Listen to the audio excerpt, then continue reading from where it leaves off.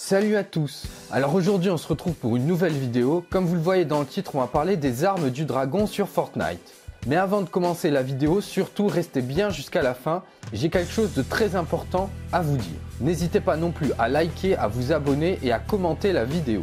Let's go. Les armes du dragon. Du fait des changements apportés aux armes du dragon, il arrivait souvent que les armes reçoivent des combinaisons d'avantages inadaptés. Si ces avantages étaient d'une rareté supérieure en théorie, ils se révélaient moins efficaces en pratique.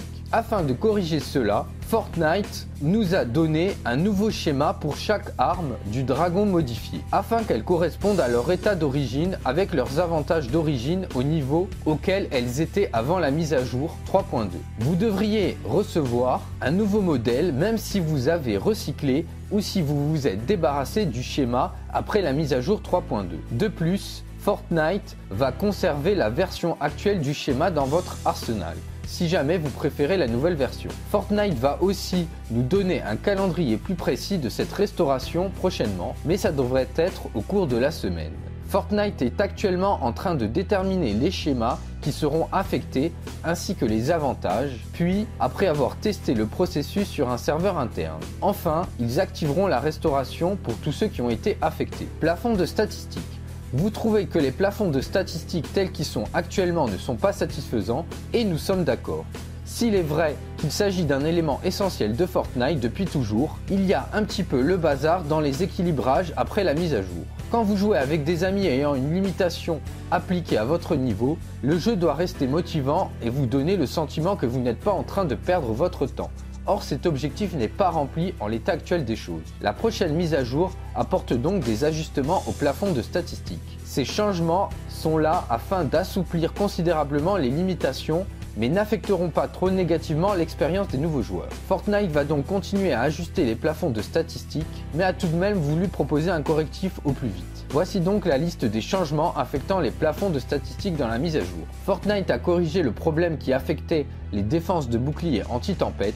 Les plafonds de statistiques correspondent désormais au niveau de fin de zone et non plus à celui du début de zone. Le fonctionnement des statistiques fortes, partagées et de retour à ce qu'il était avant la dernière mise à jour. S'il est d'un niveau suffisamment élevé par rapport au vôtre, un ami peut gonfler vos statistiques FORT de telle sorte que votre duo atteigne le niveau de puissance d'un groupe de 4 joueurs. Les plafonds de statistiques FORT de Fontainebleau sont de retour à leur niveau de fin de zone.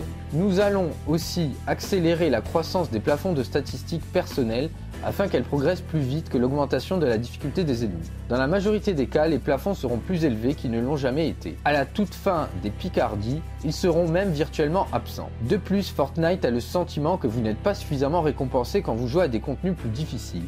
Ce qui va suivre est prévu pour la prochaine mise à jour, mais Fortnite a quand même envie de vous donner un premier aperçu des ajustements qui sont en préparation pour les récompenses de haut niveau. Augmentation des récompenses en XP de survivants, de héros et de schémas.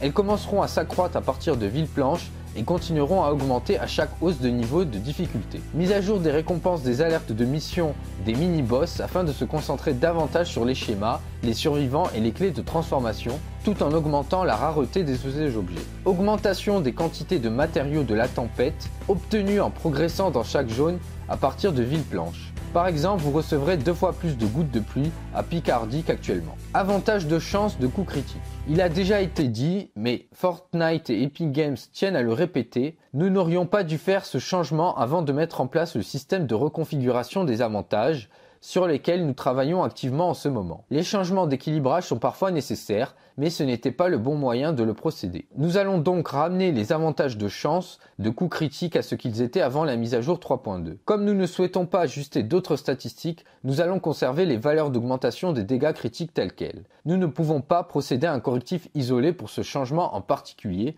mais nous l'avons ajouté dans la prochaine mise à jour. Voilà ce que disait Epic Games assez récemment sur l'avantage et les chances de coups critiques. Voilà, c'est tout pour cette vidéo, j'espère qu'elle vous aura plu. Surtout n'hésitez pas à exploser la barre de like, je compte sur vous pour qu'on atteigne les 20 likes avant minuit. 20 likes c'est faisable, je sais que vous pouvez le faire. N'hésitez pas non plus à vous abonner, commenter et à partager la vidéo. Sur ce, je vous dis à la prochaine.